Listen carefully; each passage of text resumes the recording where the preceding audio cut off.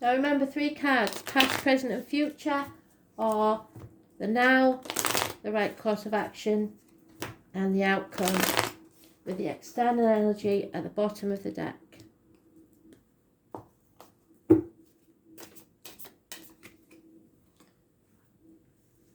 Number 29. Number 35. All the numbers may be important. 20. Number 1, and we've just had a number 1 in the runes. And 33 is amassing the army for war, external energy. So number 29, where we begin.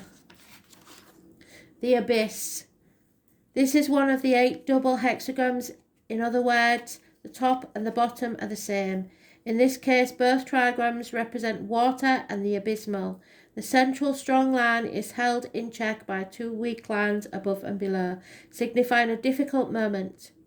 The image contained is of a gorge through which water symbolising energy must flow. So your chakras. Clearly, you are in a hazardous circumstance. This situation will require all the resolve that you can muster, and dictates that you deal with your affairs in an upright and honest way. This is not the time to try to slide around any challenges.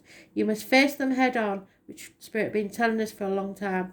Nor is it the time to be aggressive. Instead, maintain a genuinely strong and steady approach.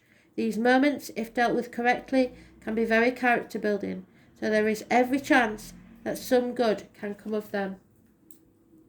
So we're being tested. The right course of action, or the now. Progress is made. The image here is of the sun rising in a clear sky. In life, the sun seems to move rapidly and it appears over the horizon. So the implication is that this is a time when you can make speedy and unimpeded progress. The image of the brilliant light of the dawning sun, something's coming to light, spreading over the landscape, also implies that this is a good time for progress. The yang or male fire line and the yin or the female passive earth. This means that the situation can be nurtured and strengthened through compromise and willingness to yield on both sides. Under such circumstances, good communication is vital. It is also important not to put your own needs too much to the fore. If you look more to the needs of others, the sun will shine down on you, and you will be able to help others in a most positive way possible. And the number 1 is the outcome.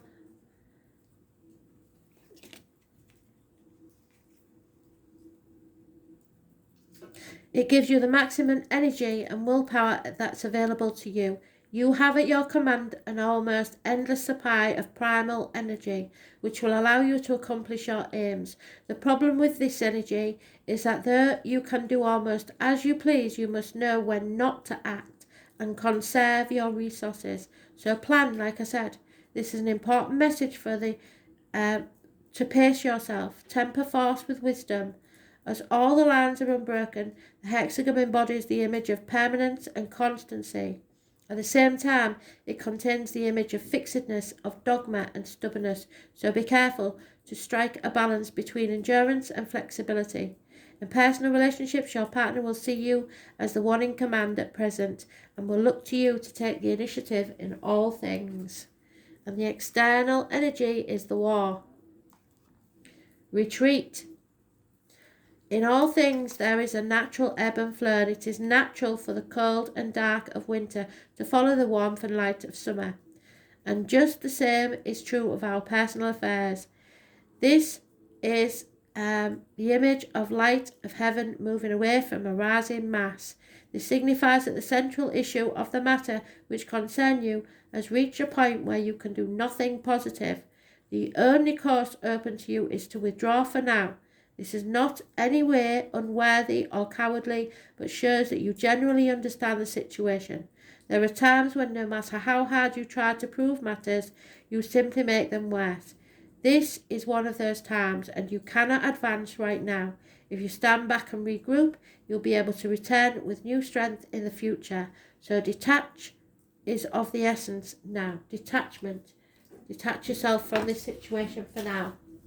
Thanks for listening.